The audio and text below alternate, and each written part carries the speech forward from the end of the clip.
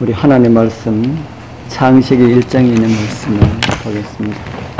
창세기 1장 성경 제일 첫 번째 책 창세기 1장 24절 24절에서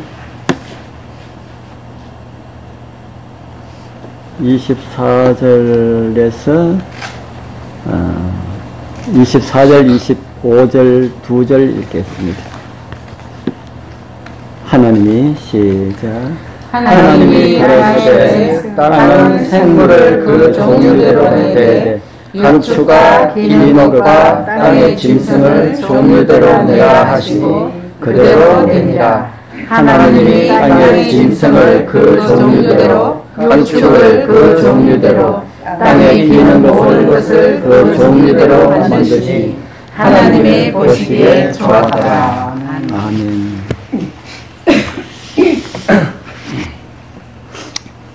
오늘은 여섯째 날까지 왔습니다. 하나님의 창조의 사역. 우리 지난번에는 하나님께서 다섯째 날에 하신 사역을 함께 하였습니다. 다섯째 날에 무엇을 지으셨다고 했습니까? 하늘의 새와 바다의 물고기. 공중의 새와 바다의 물고기들을 만드셨다.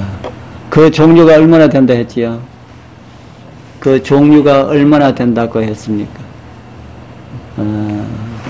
물에서 사는 생물들은 알 수가 없고 오늘날처럼 이렇게 과학이 발달된 이런 시대도 물에서 사는 생물의 수를 알 수가 없다. 그렇게 말합니다. 공중에 나는 새 종류는 약 몇 종류나 된다 그랬어요? 약 9천 종류. 공중의 새들도 약 9천 종류가 된다. 그 새들 아담이 다 알았을까요? 9천 종류나 되는 새들. 알았겠죠. 아담이 다, 예, 아담이 다 알았습니다. 한 마리 날아가면, 저건 참새, 비둘기, 까마귀, 다 아담이 말하는 것이 그 9천 종류를 다 아담이 이름을 짓고 그거 다 머릿속에 넣어서 불렀습니다. 참, 그뿐 아니죠. 이제 오늘 이제 이야기 나오게 되는 땅 위에 기는 것, 짐승들 또 나옵니다. 그 모든 것들 다 아담이 이름을 주었는데 인간의 무엇을 위하여서 그런 것을 주셨다 그랬지요? 인간의 무엇을 위하여서? 인간의 행복을 위하여서. 그렇기 때문에 하나님께서 사람들에게 그것을 다스리며 지키게 하라 그렇게 말씀하셨는데 다스리며 지키는 것이 무엇일까요? 다스리며 지키는 것. 다스리는 것. 다스리는 것이 무엇일까요? 다스리는 것. 우리 다스리는 것은 돌보는 것입니다. 다스리는 것은 이거 해 하고 이렇게 명령해가지고 억압하는 것이 아니고 다 성경이 말하는 다스리는 것은 돌보고 섬기는 것을 이야기를 하고 있습니다. 이제 그런 문제도 나중에 이제 또 같이 또 이야기를 나눌 수가 있는 시간이 있을 겁니다. 그래서 하나님께서 사람에게 이 천년계를 우리에게 위탁하시고 그것을 돌보고 다스리고 지키도록 그렇게 하셨습니다. 그래서 그리스도인들은 친환경주의자들이 되어야 합니다. 그리스도인들은 환경을 파괴하는 사람이 되어서는 안 된다는 겁니다. 친환경주의자, 환경을 위하여서 애쓰고 환경을 잘 가꾸기 위하여서 노력하는 그런 사람들이 되어야 한다. 그래서 다섯째 날 그렇게 창조 사업을 마치신 하나님께서는 이제 여섯째 날에 말씀을 오늘 우리에게 주셨습니다. 여섯째 날에 무엇을 창조하셨다 합니까? 창세기 1장 24절에 보면은 하나님이 가라사대 땅은 생물을 그 종류대로 내되 육축과 기는 것과 땅의 짐승을 그 종류대로 내라 하시고 그렇게 기록을 하고 난 다음에 모세는 그 내용을 다시 설명하면서 기록된 말씀이 25절입니다. 제가 25절은 제가 올려놓지 않았네요. 25절에 보면은 25절에 24절에 그렇게 말씀하시고 난 다음에 25절에 하나님이 땅의 짐승을 그 종류대로 육축, 우리 개역에는 육축을 가축으로 기록되어 있지요. 가축을 그 종류대로 땅에 기는 모든 것을 그 종류대로 만드시니 이렇게 기록을 하고 있습니다. 여기 나오는 땅 위에 있는 생물 몇 종류입니까? 얼핏 봐도 첫 번째 땅의 짐승, 두 번째는 땅의 육축, 가축이라고도 하고 육축이라고도 하고, 세 번째 기는 것들, 이런 것들을 종류대로 만드셨다. 땅의 짐승, 육축, 기는 것, 왜 이렇게 세 가지로 이렇게 기록을 해놨을까요? 땅의 짐승 하면은 육축도 가축도 짐승 속에 들어가지 않습니까? 들어가긴 들어가죠. 이름이 좀. 들어가기는 들어가는데, 땅의 짐승들은 어떤 것이 있습니까? 그러면 여기에 나오는 땅의 짐승들이라고 하는 짐승은 어떤 것이 있을까요? 호랑이, 사자, 곰. 땅의 짐승은 종류가 몇 종류나 된다고 생각합니까? 땅의 짐승도 엄청나게 많을 겁니다. 그러면은 육축은 몇 종류나 될까요? 육축, 가축이라고도 하고 육축이라고 하는 육축, 뭘 가지고 육축을 합니까? 소,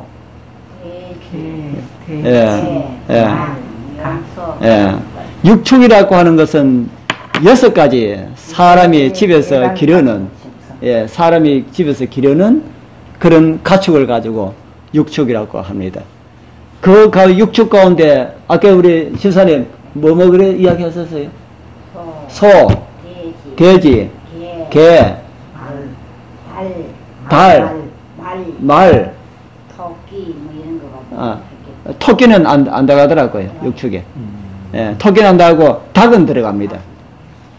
그런데 닭이 육축에 들어간다면은 닭이 새입니까? 땅 위에 있는 짐승입니까? 땅 위에, 그러니까 6째 날에 하나님께서 지으신 짐승으로 들어갈까요?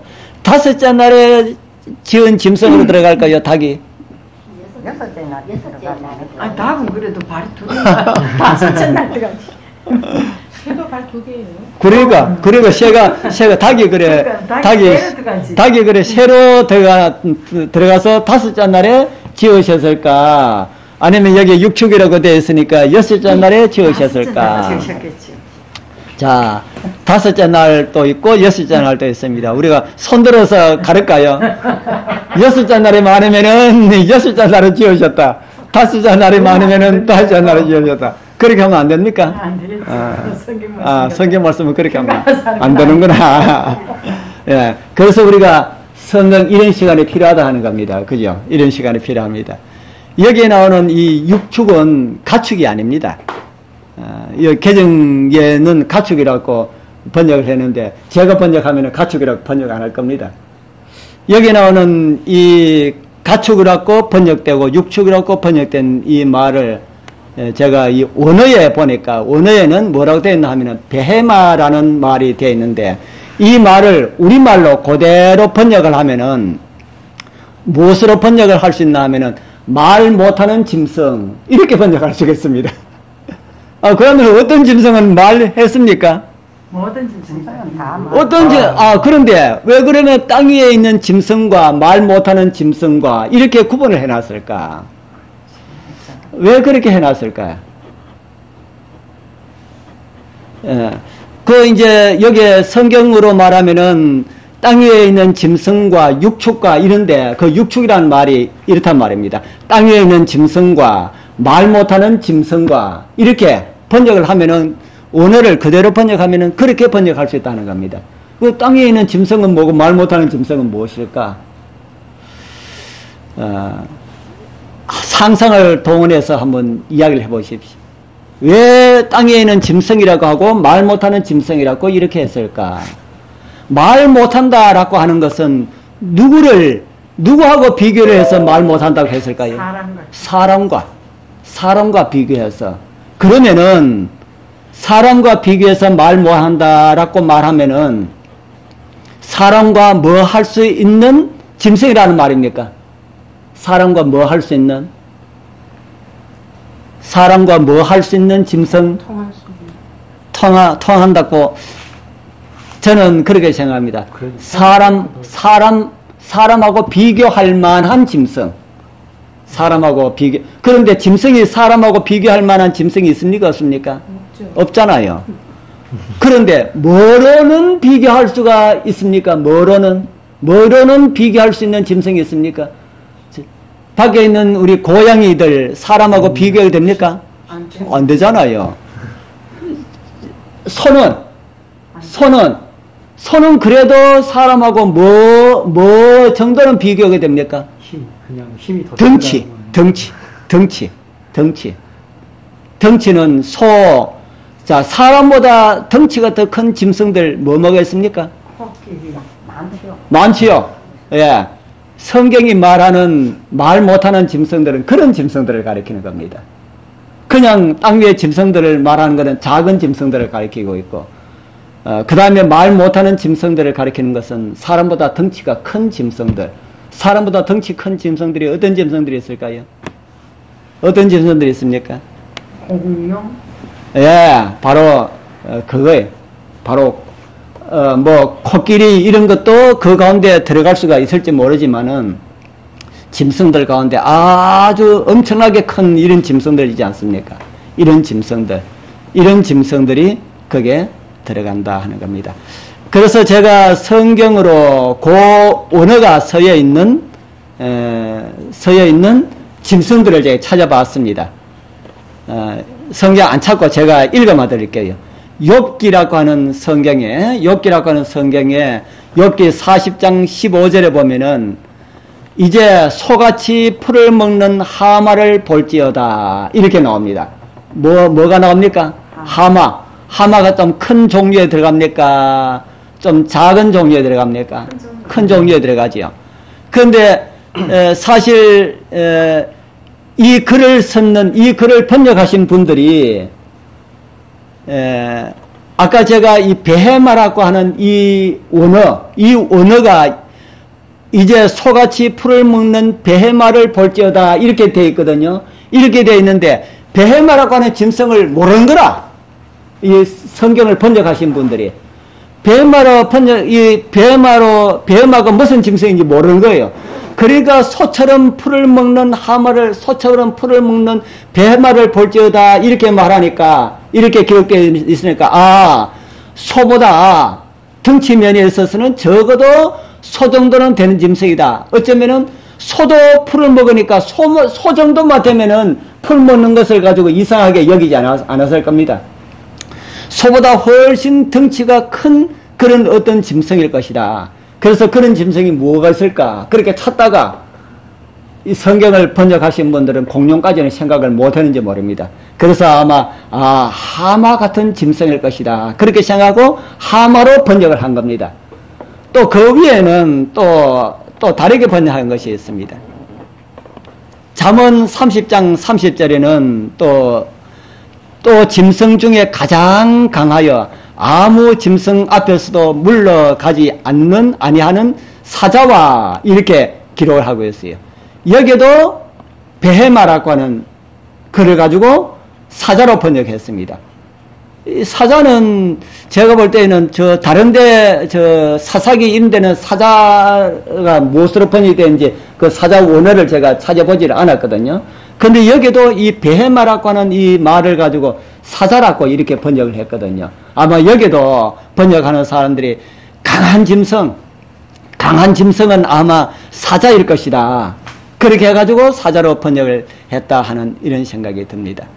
그래서 소보다 덩치가 크고 말보다 더 덩치가 큰 이런 짐승들 아마 우리가 생각해 보면은 공룡 같은 그런 짐승일 것이다. 그런 생각을 합니다. 우리 집사님들 공룡이 뭔지 압니까? 공룡. 들어보셨어요? 텔레비에 많이 나오죠. 공룡이 어떻게 생겼습니까? 공룡이 많이 큽니까? 크지요. 예, 얼마만큼 큽니까? 소보다 그 엄청나게 큰 그런 짐승이지 않습니까? 이런 짐승들을 이야기하는 그런 용어가 맞을 것이다. 그렇게 제가 생각합니다만은 성경에 정확한 것은 아무도 모릅니다. 제가 우리 성경 주석에는 뭐라고 되어 있나 하고 보니까 주석에도 없어요. 그러니까 이 글을 읽으시는 분들이 가장 하나님 말씀에서 가장 정확한 것은 무엇인가 하는 것을 각자가 생각하시면 되는 거예요. 제가 볼 때는 제가 지금 말씀드린 것이 가장 성경적이라고 생각하시는데 들으신 분들은 알아서 들으십시오. 그렇게 이해하셔도 되고 아니 내 생각에는 이거다 생각하셔도 뭐 제가 할 말이 없습니다. 그는 왜냐하면 성경에 더 정확한 것은 없기 때문에 그렇습니다. 아마 지금은 사라져버린 그런 공룡이 그 육축으로 번역된 그런 것이 아닐까 하는 생각이 듭니다. 그리고 다음에 창조하신 것이 있습니다. 창세기 1장 26절에 무엇을 창조했습니까? 예, 사람을 창조하셨지요. 제가 사람에 대해서는 제가 다음에 좀 더 구체적으로 말씀을 드리려고 제가 살짝 빼놨습니다. 하나님께서 사람을 창조하실 때는 짐승하고 좀 다르게 창조하셨습니다. 어떻게 창조하셨습니까? 자, 우리 우선 창세기 1장 26절에 있는 것을 우리가 한번 보겠습니다. 어떻게 다르게 했는지 창세기 1장 26절. 자, 한번 읽어볼까요? 자, 하나님이 가라사대 시작. 하나님이 가라사대 우리의 형상을 따라 우리의 모양대로 우리가 사람을 만들고 되었습니다. 하나님께서 사람을 만드실 때는 어떻게 만드셨습니까? 하나님의 형상을 따라 하나님의 모양대로. 누구 닮은 사람을 만드셨습니까? 하나님 닮은 사람을 만드셨다. 그러고 난 다음에 사람에게 복을 주셨지요. 무슨 복을 주셨습니까? 무슨 복을 주셨습니까? 28절에 있지요. 28절에 하나님이 그들에게 복을 주시며 그들에게 이르시되 뭐 하랄까요? 생육하고 번성하여 땅에 충만하라. 이게 하나님께서 사람에게 주신 복입니다. 그런데 오늘날은 전부 지 편을 낳고 아이를 안 놓으려고 그럽니다. 그죠? 번성하라 그랬는데 자녀를 낳아가지고 하나님 믿는 이 세상에는 사람이 많이 살고 있지만은 누구는 적습니까? 하나님을 믿는 백성들은 적어요. 그래서 하나님 믿는 백성들을 할 수만 있으면 자녀들 많이 두는 거 괜찮습니다. 자녀를 많이 둬가지고 하나님 믿는 백성들이 많아지도록 이렇게 전도하기 힘들면은 자녀 낳아가지고라도 많도록 해야 되는데 요즘 뭐 하나도 안 놓으려고 해요. 우리 교인들도 교인들 가정에 그런 가정 좀 봤는데 하나도 안 나요. 왜 안 놓나 하니까 그 너무 뭐합니까 그래. 뭐 우리 결혼도 안 하려고 그래요. 맞아요. 남의 이야기가 아닌 것 같은데 결혼도 안 하려고 그러고 결혼해도 아이도 안 놓으려고 그러고 그거는 하나님께서 주신 복을 안 받으려 하는 것과 같은 것이다. 하나님께서 사람에게 생육하고 번성하여 땅에 충만하라고 하는 이런 복을 주셨습니다. 그리고 모든 생물을 다스리라 그랬죠. 모든 생물은 어떤 것입니까? 모든 생물. 아담과 하와가 창조함을 받기 전에 하나님께서 만드신 모든 것들 다 합니다. 하나님께서 창조한 모든 생물, 살아서 움직이는 모든 생물들을 다 다스리라. 바다의 고기와 공중의 새와 땅에 움직이는 것, 그 모든 것을 다스리며 지키라. 그렇게 말씀을 하고 있습니다. 자, 그러고 난 다음에 모든 피조물들에게 먹을 것을 주셨지요. 사람에게 먹을 것은 뭘 주셨습니까? 29절에 나오지요. 사람에게 먹을 것. 창조해놓고 난 다음에 먹을 거 안 주면 안 되잖아요. 29절에 씨 맺는 모든 채소와 씨 가진 열매 맺는 모든 나무. 이걸 가지고 공동 번역에는 이렇게 기록을 하고 있습니다. 하나님께서 다시 이제 내가 너희에게 온 땅 위에 낫 알을 내는 풀과 씨가 든 과일 나무를 준다. 너희는 이것을 양식으로 삼으라. 하나님께서 사람한테 제일 처음에 준 음식 뭘 주셨어요? 뭐라 그럽니까? 낫알 있는 채소, 채소라고 할까요? 채소라고 번역되어 있지만 채소가 아닙니다. 낫알 내는 식물, 예, 곡식. 쉬운 말로 하면은, 우리가 알아듣기로 쉬운 말로 하면은 곡식입니다. 예, 곡식. 곡식하고 또 씨가 든 과일. 오늘날 사람들은 뭐 없는 과일을 좋아합니까? 씨 없는 과일을 좋아하죠. 그것도 하나님의 창조의 섭리를 거스른 겁니다. 하나님께서 우리에게 주신 식물이 곡식하고 씨 있는 과일입니다. 씨 있는 과일. 그리고 사람 외의 모든 생물들에게는 뭘 주셨을까요? 창세기 1장 30절. 땅의 모든 짐승과 공중의 모든 새와 생명이 있어 땅에 기는 모든 것에게는 내가 모든 풀을 무엇으로 준다 그럽니까? 모든 풀을 식물로 주노니 그렇게 말씀을 하셨습니다. 그런데 식물들이 다 바뀌었지요. 사람은 뭐까지 잡아먹습니까? 사람은 짐승까지 잡아먹고 풀만 먹고 살아야 하는 짐승들도 뭐 잡아먹어요? 서로 잡아먹고 살죠. 서로 잡아먹고 살고 이런 지경까지 이르게 되었다 하는 겁니다. 그런데 모든 것이 회복되면은 음식도 회복되겠습니까? 예, 하늘나라 가면은 음식도 회복될까요? 제가 하늘나라의 한 모습을 성경을 통해서 보여드리겠습니다. 이사야 11장 6절에 이런 말씀이 있습니다. 그때는 언제일까요? 하늘에서 이리와 어린 양과 함께 거하며 이 땅에서 이리하고 어린 양하고 함께 두면은 어떻게 되겠습니까? 이리가 어린 양을 잡아먹겠지요.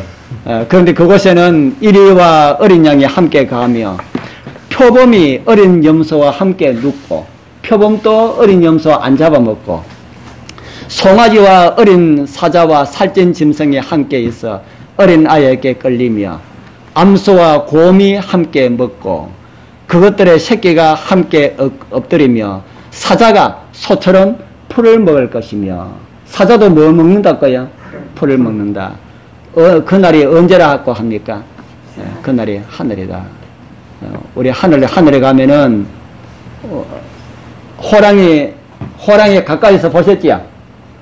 저는 저기 동물원에 가서 창문을 하나 이렇게 여놓고 바로 앞에 있는 호랑이를 볼 수 있는 곳이 있는데 호랑이 이렇게 보는데 갑자기 호랑이가 흥 하는데 얼마나 놀랐는지 모릅니다. 진짜 기절할까 할 정도로 놀랐어요. 야, 그래도 호랑이가 진짜 무섭기는 무섭구나 하는 생각을 했습니다. 근데 하늘 호랑이는 그렇지 않다. 우리가 꼬랑지를 잡고 흔들어도 호랑이가 우리 안 깨문다 합니다. 정말 저는 그곳에 진짜 가고 싶습니다. 우리 회복된 그 새하늘과 새 땅에 우리 갈 준비를 우리 잘 하면서 우리 살았다가 우리 그곳 열리면은 그곳에 꼭 참여할 수 있는 우리 모두가 되길 바랍니다.